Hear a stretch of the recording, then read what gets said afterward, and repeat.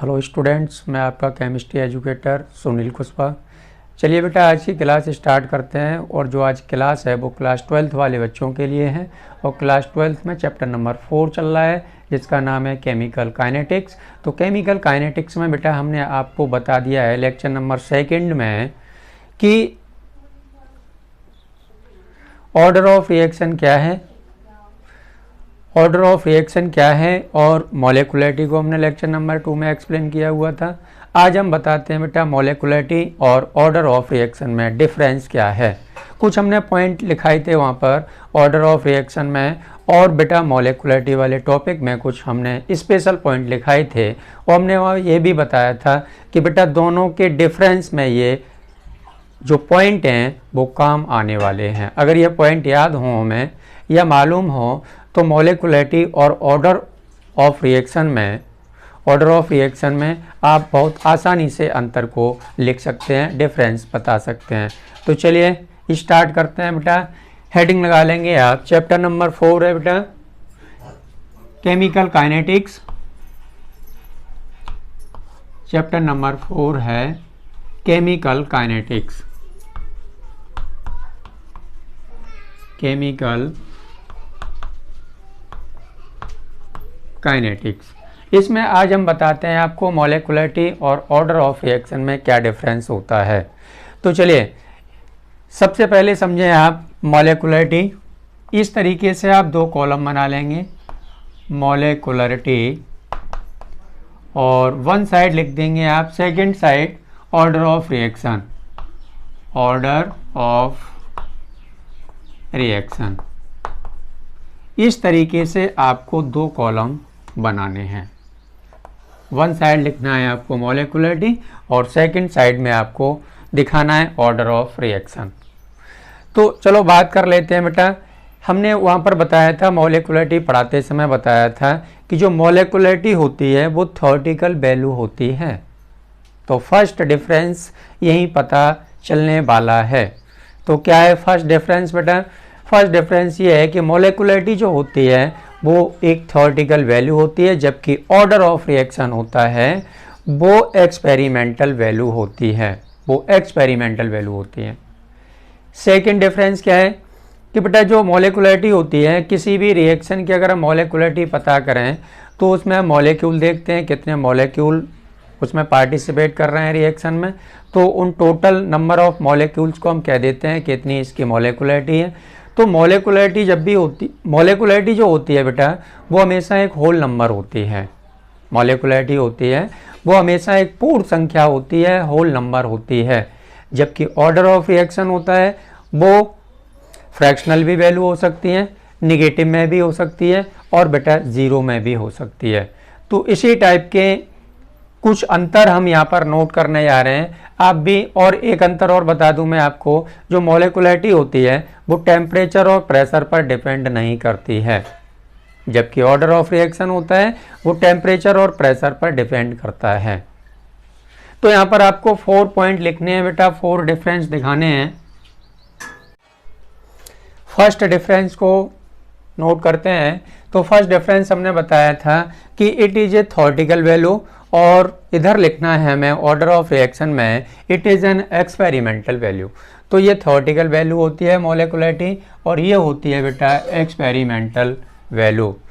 तो it is a theoretical value. First point, it is a theoretical value, theoretical value होती है, और ये होती है बेटा एक्सपेरिमेंटल वैल्यू। तो इट इज़, फर्स्ट पॉइंट इसमें नोट कर लो, काफ़ी इंपॉर्टेंट है सीबीएसई बोर्ड एग्जाम के लिए और यूपी बोर्ड एग्जाम में बेटा बहुत ये वाला जो डिफरेंस है मॉलिक्युलरिटी और ऑर्डर ऑफ रिएक्शन में जो डिफरेंस है बहुत ज़्यादा पूछा जाता है। तो it is an experimental value, experimental value यानी ये एक्सपेरिमेंटल वैल्यू होती है। किसी भी रिएक्शन को हम देख करके ये नहीं बता सकते हैं कि इसकी ऑर्डर कितनी होगी, जबकि रिएक्शन को देख के हम ये पता लगा सकते हैं कि इसकी मॉलिक्युलरिटी कितनी होगी। क्यों? क्योंकि ये बेटा थ्योरेटिकल वैल्यू है और ये एक्सपेरिमेंटल वैल्यू है। तो इस पॉइंट के नीचे, इस वर्ड के नीचे आप अंडरलाइन कर सकते हैं, यहाँ पर क्या है, थ्योरेटिकल वैल्यू है, तो थ्योरेटिकल वैल्यू के नीचे आप अंडरलाइन कर सकते हो, ये इसका मेन वर्ड है। सेकंड पॉइंट क्या है, it is a always whole number. जो मॉलिक्युलरिटी होती है वो एक बेटा पूर्ण संख्या होती है, एक होल नंबर होता है। तो it is a, second point note करें मॉलिक्युलरिटी में, it is a always whole number, always whole number, always whole number. Order of reaction में बेटा it may be zero, second point it may be zero common negative comma fractional. यानी जो order of reaction होता है उसकी value कैसी हो सकती है बेटा, यानी जीरो भी हो सकती है, निगेटिव भी हो सकती है और फ्रैक्शनल भी वैल्यू हो सकती है।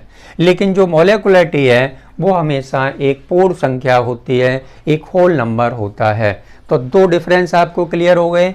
चलिए थर्ड पॉइंट है बेटा, it does not, third point, it does not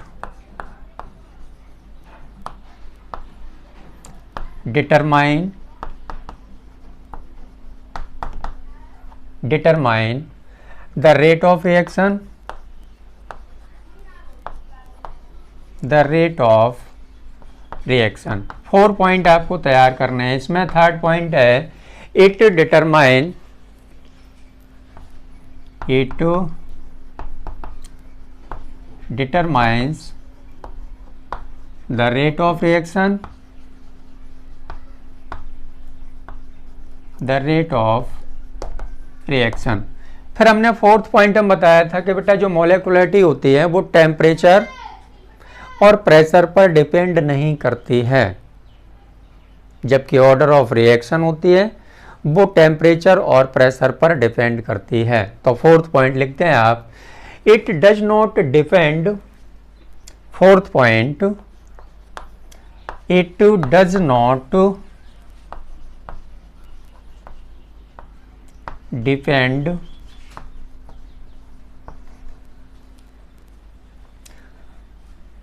upon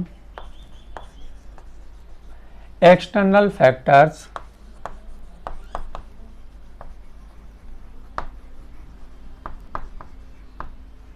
external factors like temperature,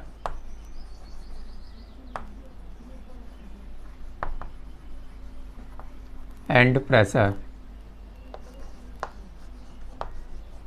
temperature और प्रेशर पर बेटा मॉलिक्युलरिटी कभी भी डिपेंड नहीं करती है, और जबकि ऑर्डर ऑफ रिएक्शन होता है वो टेम्परेचर और प्रेशर पर डिपेंड करता है। तो it is A depend upon temperature. Fourth point, it is A depend upon temperature, temperature and pressure. तो ये थे बेटा मॉलिक्युलरिटी और ऑर्डर ऑफ रिएक्शन में डिफरेंस, नोट कर सकते हैं। एंड कंसंट्रेशन भी लिख सकते हैं आप, एंड कंसंट्रेशन। चलिए 4 पॉइंट हो चुके हैं, नोट कर सकते हैं आप, स्क्रीनशॉट ले लें जल्दी से। हो गया ना बेटा। चलिए अब देखते हैं बेटा, टॉपिक है factors affecting rate of reaction. अब क्रिया के वेग को प्रभावित करने वाले कारक, रेट ऑफ रिएक्शन को इफेक्ट डालने वाले कुछ फैक्टर हैं, उन फैक्टर्स को देखते हैं। तो सबसे फर्स्ट फैक्टर है बेटा फिजिकल स्टेट ऑफ रिएक्टेंट। तो मैं आपको बता दूं रिएक्टेंट की फिजिकल स्टेट कैसी है।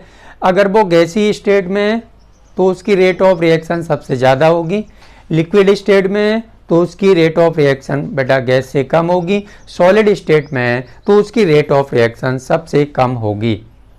तो डिक्रीजिंग ऑर्डर में इनको हमें शो करना है। देखिए आप, फर्स्ट नंबर है, फर्स्ट फैक्टर है फिजिकल स्टेट ऑफ रिएक्टेंट, यानी physical state of reactant, reactant की बेटा फिजिकल स्टेट। तो डिक्रीजिंग ऑर्डर में मैं किसको, गैसियस स्टेट, लिक्विड स्टेट और सॉलिड स्टेट को डिक्रीजिंग ऑर्डर में शो करने जा रहा हूं। तो गैसियस स्टेट की जो रेट ऑफ रिएक्शन होती है वो सबसे ज़्यादा होती है, गैसियस स्टेट की बेटा सबसे ज़्यादा होती है। लिक्विड स्टेट की गैस से कम होती है, क्या, rate of reaction, liquid state. और सॉलिड स्टेट की होती है रेट ऑफ रिएक्शन वो सबसे कम होती है। तो सॉलिड स्टेट में रिएक्टेंट की, सॉलिड स्टेट में रिएक्टेंट की जो रेट ऑफ रिएक्शन होती है वो सबसे कम होती है। तो नीचे लिख दो decreasing order of rate of reaction, decreasing order of rate of reaction, rate of reaction. Copy और पेन को साथ में लेकर के बैठे, इन चीज़ों को नोट करते जाएं आप, कॉपी और पेन को साथ में लेकर के बैठें। चलिए, फर्स्ट फैक्टर हो चुका है बेटा physical state of reactant. Second factor है टेम्परेचर। तो जो टेम्परेचर होता है किसी भी रिएक्शन का बेटा, अगर हम टेम्परेचर इंक्रीज करें तो उस अपक्रिया के होने की जो दर होती है वो बढ़ जाती है। मैंने क्या बोला, मैंने बोला कि जब टेम्परेचर किसी भी रिएक्शन का हम इंक्रीज करते हैं तो रिएक्शन की जो रेट ऑफ रिएक्शन है, यानी अपक्रिया की जो दर है वो हमेशा इंक्रीज होती है। तो यहाँ पर क्या कह सकते हैं कि टेम्परेचर जो होता है वो डायरेक्टली प्रोपोर्शनल होता है रेट ऑफ रिएक्शन के। तो सेकंड फैक्टर है बेटा टेम्परेचर, यानी रेट ऑफ रिएक्शन पर टेम्परेचर का क्या इफेक्ट होता है। तो टेम्परेचर होता है, मैंने बोला था कि टेम्परेचर जो होता है वो डायरेक्टली प्रोपोर्शनल होता है बेटा रेट ऑफ रिएक्शन के, रेट ऑफ रिएक्शन के। तो जैसे जैसे टेम्परेचर रिएक्शन का इंक्रीज करते जाएंगे रेट ऑफ रिएक्शन बढ़ती जाएगी। बोलो, क्लियर हो रही हैं बातें, रेट ऑफ रिएक्शन इंक्रीज होती जाएगी।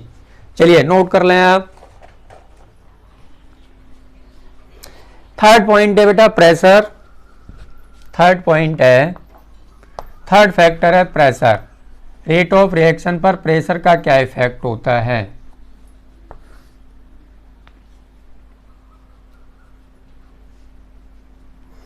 तो मैं बता दूं यहां पर कि बेटा रेट ऑफ रिएक्शन होता है, रेट ऑफ रिएक्शन को हम लिख देते हैं बेटा dx/dt से।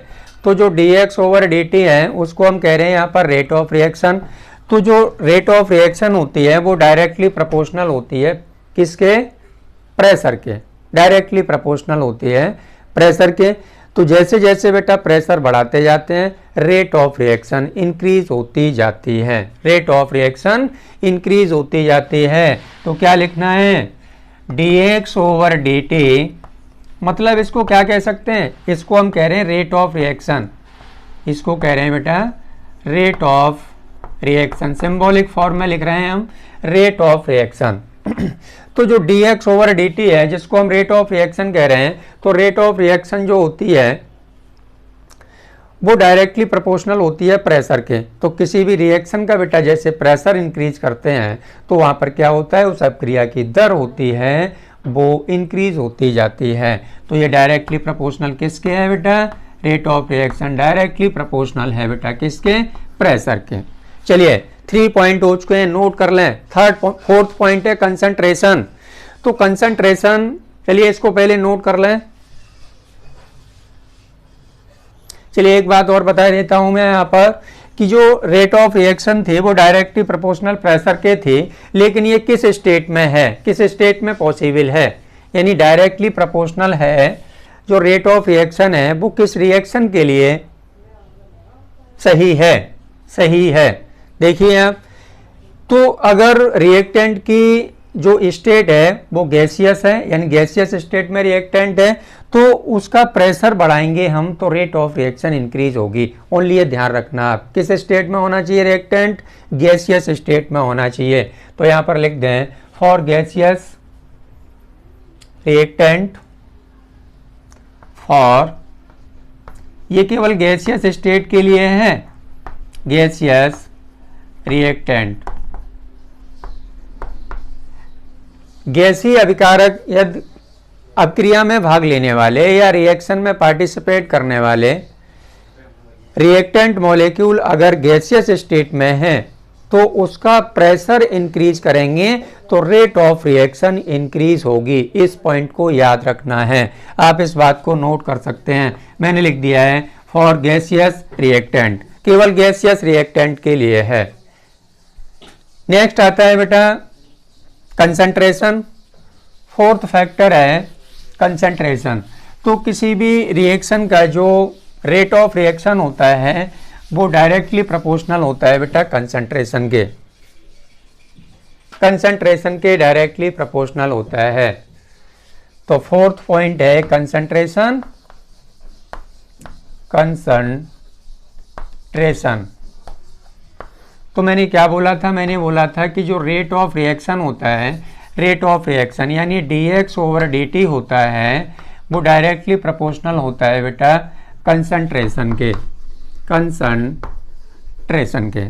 तो जैसे जैसे रिएक्टेंट की कंसंट्रेशन इंक्रीज होती जाती है, रिएक्टेंट की कंसंट्रेशन जैसे जैसे इंक्रीज होगी वैसे ही वैसे उसकी रेट ऑफ रिएक्शन भी इंक्रीज होती जाती है। तो फोर्थ पॉइंट हो चुके हैं। फिर बात आती है बेटा 5 नंबर की सरफेस एरिया। सरफेस काफी इंपॉर्टेंट फैक्टर है ये, सरफेस एरिया। किसी भी रिएक्टेंट की बेटा सरफेस एरिया जितनी ज्यादा होगी, मैंने क्या बोला, मैंने बोला कि किसी भी रिएक्टेंट की सरफेस एरिया जितनी ज्यादा होगी उसकी रेट ऑफ रिएक्शन उतनी ही अधिक होगी, उतनी ही अधिक होगी। बात क्लियर हो रही है, उतनी ही अधिक होगी। तो रेट ऑफ रिएक्शन है यानी dx/dt, dx/dt, और इसको हम रेट लिख देते हैं यानी दर है, वो डायरेक्टली प्रोपोर्शनल किसके है बेटा, सरफेस एरिया के, सरफेस एरिया के डायरेक्टली प्रोपोर्शनल होती है। जो रेट होती है, रेट ऑफ रिएक्शन है या रेट है, वो डायरेक्टली प्रोपोर्शनल है सरफेस एरिया के। तो रिएक्टेंट की बेटा सरफेस एरिया जितनी ज़्यादा होगी उसकी रेट उतनी ही अधिक होगी। चलिए नोट करते जाएं, नोट करते जाएं आप। नेक्स्ट पॉइंट है बेटा रेडिएशंस। नेक्स्ट पॉइंट है रेडिएशन, 6 नंबर, रेडिएशंस। तो रेट ऑफ रिएक्शन होती है for a photochemical reaction, for a photochemical reaction के लिए है बेटा, ये फोटोकेमिकल रिएक्शन के लिए। तो रेट ऑफ रिएक्शन होती है intensity of radiation, directly proportional होती है, यानी पहले हेडिंग लगा लें आप, हमने थोड़ा पहले ही लिख दिया, हेडिंग लगा लेंगे आप रेडिएशन। जो 6 फैक्टर है वो है बेटा रेडिएशन। तो रेट ऑफ रिएक्शन हमने बताया, रेट ऑफ रिएक्शन होता है dx/dt होता है, वो डायरेक्टली प्रोपोर्शनल होता है इंटेंसिटी ऑफ रेडिएशन। तो यहां पर लिख दें आप intensity of radiation, intensity of radiation. चलिए 6 पॉइंट हो गए, 7 पॉइंट रह गया है। 7 पॉइंट को और नोट कर लें, इसको नोट कर लिया बेटा। चलिए इसको इरेज करते हैं अब। चलिए कैटालिस्ट, प्रेजेंस ऑफ कैटालिस्ट, यहाँ पर हम ये भी लिख सकते हैं presence of catalyst, presence of catalyst. उत्प्रेरक की उपस्थिति में या कैटालिस्ट की प्रेजेंस में जो रिएक्शन की रेट होती है वो पॉजिटिव कैटालिस्ट की प्रेजेंस में इंक्रीज होती है, लेकिन निगेटिव कैटालिस्ट की प्रेजेंस में कैसी होती है बताओ, कम होती है। रेट ऑफ रिएक्शन कम होती है, उस अपक्रिया की जो दर होती है वो डिक्रीज होती जाती है। पॉजिटिव कैटालिस्ट होते हैं वो अपक्रिया की रेट को, दर को इंक्रीज कर देते हैं। तो हमने इसमें बताया आपको कि उत्प्रेरक की उपस्थिति में जब कोई रिएक्शन होती है तो उस रिएक्शन की रेट होती है वो इंक्रीज होती है, बशर्ते कब, जब उसमें पॉजिटिव कैटालिस्ट मिला हुआ हो तब। एक एग्जाम्पल लेते हैं हम यहाँ पर बेटा, 2KCl plus 3O2 arrow 2KCl plus 2KClO3 potassium chlorate 2KClO3 को हीट करना है, तो 2KClO3 arrow 2KCl plus 3O2 plus 3O2। अब देखो बेटा ये रिएक्शन किसी भी कैटालिस्ट की प्रेजेंस में अभी नहीं है, तो इस रिएक्शन की जो रेट है वो कैसी है, बहुत स्लो है, बहुत स्लो स्पीड से हो रही है रिएक्शन। तो यहाँ पर क्या करने वाले हैं हम, इसमें अगर हमने MnO2 जिसको बोलते हैं मैग्नीज डाइऑक्साइड कैटालिस्ट मिला दिया, तो क्या होगा, डाइऑक्साइड कैटालिस्ट मिलाने से इस रिएक्शन की जो रेट है वो इंक्रीज हो जाएगी, यानी ऑक्सीजन बनने की जो दर है, ऑक्सीजन बनने की जो रेट है वो इंक्रीज हो जाती है। तो यहाँ पर इसने इस MnO2 ने क्या काम किया है, पॉजिटिव कैटालिस्ट का काम किया है। तो यहाँ पर देखो डायग्राम में हमने शो किया हुआ है, ये रिएक्टेंट है बेटा, ये प्रोडक्ट बनना है। ये जो आपको लाइन दिखाई दे रही है, ये वाली लाइन, इसका मतलब ये है कि ये जो रिएक्शन है वो किसी पॉजिटिव कैटालिस्ट की प्रेजेंस में हो रही है, वो किसी पॉजिटिव कैटालिस्ट की प्रेजेंस में हो रही है। अगर कैटालिस्ट की प्रेजेंस में बेटा रिएक्शन होती है तो मध्यवर्ती का जो शिखर है वो कम समय में प्राप्त होता है। तो देखो ये वाला जो शिखर है वो कम समय में प्राप्त हो रहा है, क्यों, क्योंकि इसमें पॉजिटिव कैटालिस्ट मिला हुआ है। और जब निगेटिव कैटालिस्ट की प्रेजेंस में होती है तो मध्यवर्ती का शिखर होता है वो अधिक समय में प्राप्त होता है। यहाँ पर ये है बेटा, जो ये लाइन खींची है मैंने, ये शो कर रहा है बेटा एक्टिवेशन एनर्जी को, EA को। तो आप देख रहे हैं इसमें कि कैटालिस्ट की प्रेजेंस में जो रिएक्शन है वो स्पीड से हो रही है और उसका जो शिखर है वो कम समय में हमें प्राप्त हो रहा है। और निगेटिव कैटालिस्ट की प्रेजेंस में आप देख रहे हैं कि रिएक्शन हो रही है लेकिन उसका मध्यवर्ती शिखर है वो अधिक समय में हमें प्राप्त हो रहा है। तो याद रखें कि रिएक्शन की जो रेट होती है वो पॉजिटिव कैटालिस्ट की प्रेजेंस में इंक्रीज होती है और निगेटिव कैटालिस्ट की प्रेजेंस में डिक्रीज होती है। तो ये थे बेटा factors affecting rate of reaction, यानी किसी अपक्रिया की दर को प्रभावित करने वाले कारक। 7 फैक्टर हमने बताए हैं आपको, इनको आप नोट कर सकते हैं। चलिए जल्दी से कर लें।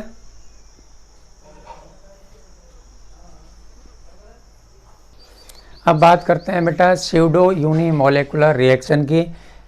तो इसको समझते हैं कि स्यूडो यूनिमोलेकुलर रिएक्शन क्या होती है।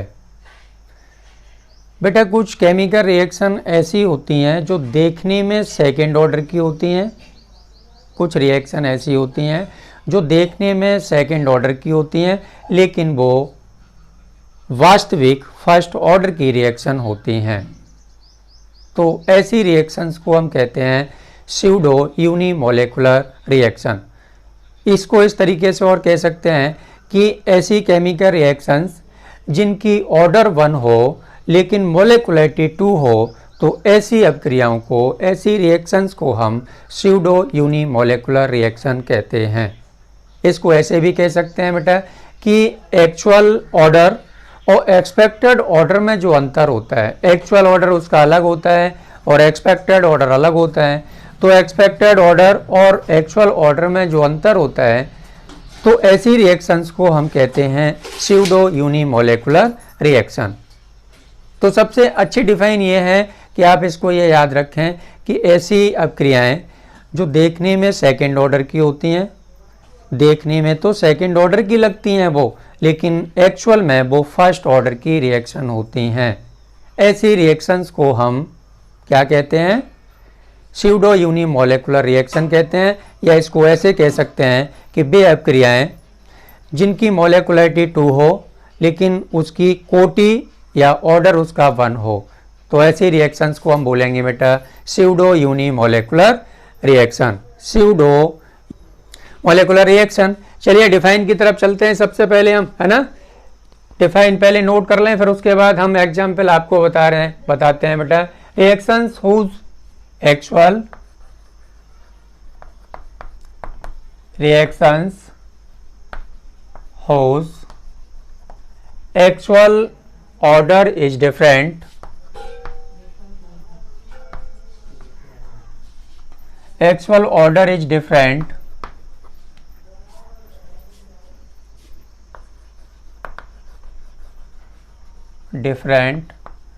from that expected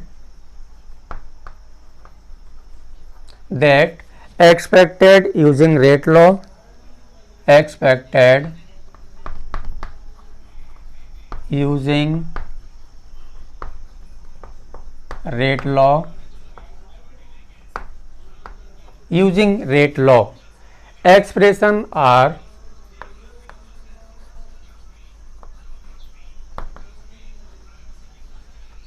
called pseudo unimolecular reaction,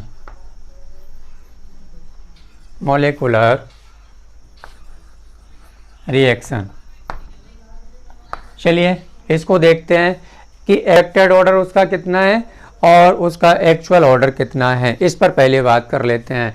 तो बेटा हमारे पास एक रिएक्शन है, एग्जाम्पल है RCl plus H2O, RCl plus H2O,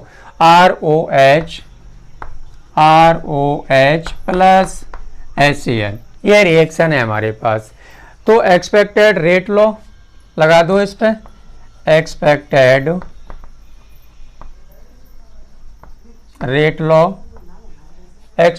rate law से रेट क्या होगी बेटा, रेट होगी rate equal to K active mass RCl into active mass H2O। तो ऑर्डर कितना होगा, एक्सपेक्टेड ऑर्डर इसका कितना होगा, 1 + 1 इक्वल टू 2। तो बेटा expected order equal to 1 + 1 equal to 2। देखिए एक्सपेक्टेड ऑर्डर आया निकल के इसका बेटा 2। अब हम बात करते हैं एक्चुअल रेट लॉ से। तो एक्चुअल रेट लॉ, तो rate equal to K active mass RCl। तो एक्चुअल ऑर्डर है, क्योंकि यहाँ पर बेटा जो वाटर है वो एक्सिस में लिया गया है, वाटर किस में है, अधिक मात्रा में लिया गया है, एक्सिस में है वाटर।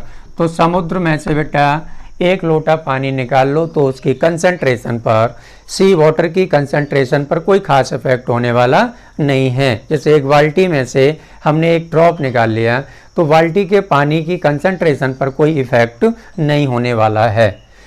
तो देखिए एक्चुअल रेट लॉ से रेट इसकी क्या है, rate equal to K RCl। अब इसकी एक्चुअल जो ऑर्डर है वो कितनी होगी, तो यहाँ लिखते हैं बेटा एक्चुअल ऑर्डर इसकी होगी बेटा 1। तो देखिए देखने में तो बेटा सेकंड ऑर्डर की लगती है रिएक्शन, देखने में सेकंड ऑर्डर की लगती हैं, लेकिन वो फर्स्ट ऑर्डर की रिएक्शन होती हैं। एक्सपेरिमेंट से पता चलता है कि ये फर्स्ट ऑर्डर रिएक्शन है। तो ऐसी रिएक्शंस को हम कहते हैं स्यूडो यूनिमोलेकुलर रिएक्शन। चलिए नोट कर सकते हैं आप, एक एग्जाम्पल और देता हूं मैं, जल्दी से नोट करें। सेकंड डिफाइन, दूसरी डिफाइन को नोट करते हैं बेटा, और दूसरी डिफाइन भी नोट कर सकते हैं आप। when one of the reactant is present in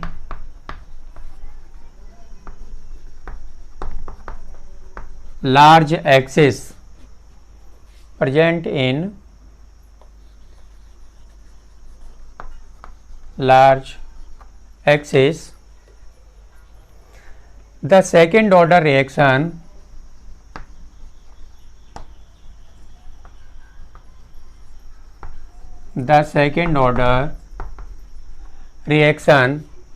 conform to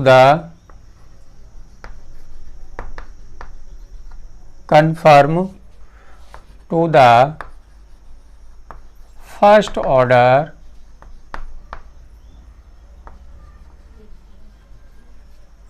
and is known as pseudo unimolecular reaction. Pseudo unimolecular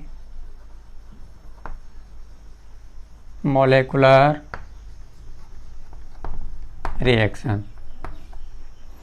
तो देखो बेटा, एक जो रिएक्टेंट होता है वो अधिक मात्रा में प्रेजेंट होता है। एक जो रिएक्टेंट होता है, रिएक्शन में एक रिएक्टेंट कम मात्रा में होगा, एक बहुत अधिक मात्रा में होता है। तो वो देखने में तो हमें लगता है कि ये सेकेंड ऑर्डर रिएक्शन है, लेकिन वो कन्फर्म फर्स्ट ऑर्डर रिएक्शन होती हैं और इसको हम कहते हैं स्यूडो यूनिमोलेकुलर रिएक्शन। चलिए बात कर लेते हैं एग्जाम्पल की। तो एग्जाम्पल फर्स्ट है बेटा, एसिटिक एसिड का हाइड्रोलाइसिस करा रहे हैं, सॉरी एथिल एसीटेट का हाइड्रोलाइसिस। तो CH3COOC2H5 इसकी वाटर के साथ रिएक्शन है, किसकी प्रेजेंस में बेटा, एसिड की प्रेजेंस में। तो क्या बनेगा, एसिटिक एसिड बनेगा, यानी CH3OOH प्लस C2H5OH। यहाँ पर जो वाटर है बेटा वो एक्सिस में है, वाटर एक्सिस में है। तो according to rate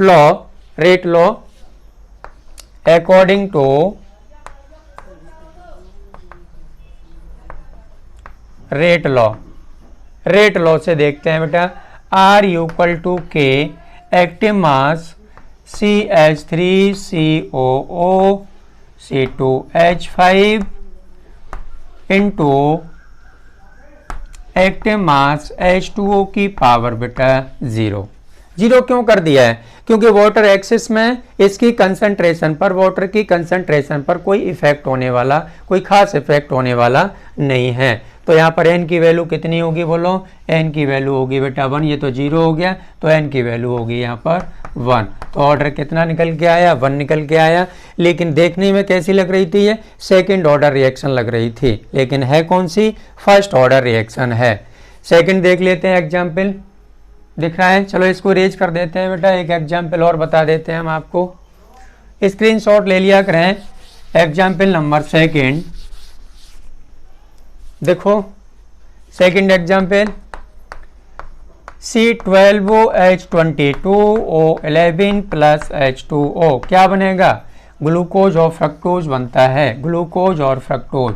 C6H12O6 plus C6H12O6 glucose और फ्रक्टोज बनता है। यहाँ पर भी बेटा वाटर है वो एक्सिस में है, वाटर एक्सिस में है। तो अकॉर्डिंग टू रेट लॉ, तो R equal to K active mass C12OH22O11 into active mass H2O की पावर बेटा 0। तो n इक्वल टू कितना निकल के आया, n इक्वल टू 1, इसकी पावर कितनी होगी, 1 होगी। तो बेटा वाटर की कंसंट्रेशन पर कोई इफेक्ट होने वाला नहीं है, इसलिए मैंने 0 कर दिया है। अब बचा हमारे पास ये, तो n की वैल्यू होगी बेटा 1। तो देखने में सेकंड ऑर्डर की लगती हैं, लेकिन वो फर्स्ट ऑर्डर रिएक्शन होती हैं। ऐसी रिएक्शंस को हम कहते हैं स्यूडो यूनिमोलेकुलर रिएक्शन। तो चलिए बेटा आज की क्लास को यहीं समाप्त करते हैं। क्लास लेने के लिए सभी बच्चों को थैंक यू। और हाँ, एक विशेष बात कि बेटा मेरे चैनल को, जिन बच्चों ने मेरा चैनल सब्सक्राइब नहीं किया हुआ है बेटा, वो चैनल को सब्सक्राइब कर लें, लाइक कर दें और वीडियो को सिस्टम से आप देखा करें, यानी कभी कभी बीच बीच में वीडियो ना देखें, स्टार्टिंग से वीडियो को ओपन करें और उसको एंड तक देखें, तब क्लास बहुत अच्छे से समझ में आएगी। चलिए बेटा, लाइक कर दो, सब्सक्राइब कर दो। क्लास लेने के लिए सभी बच्चों को थैंक यू।